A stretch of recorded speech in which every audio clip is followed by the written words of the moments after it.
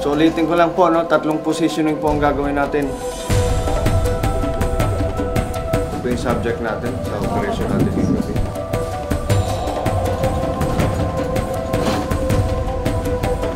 Ayan, ayan. Ayan po yung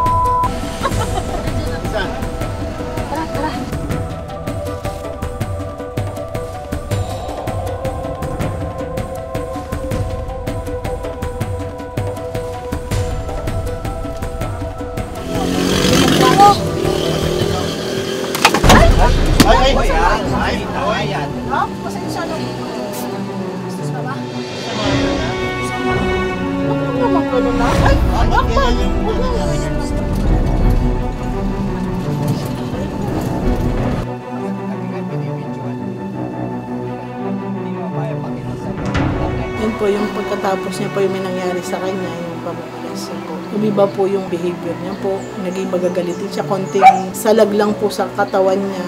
Parang sasaktan siya. Mananakit niya po siya. Tapos pag anong gusto niya po talaga, yun po yung masusunod.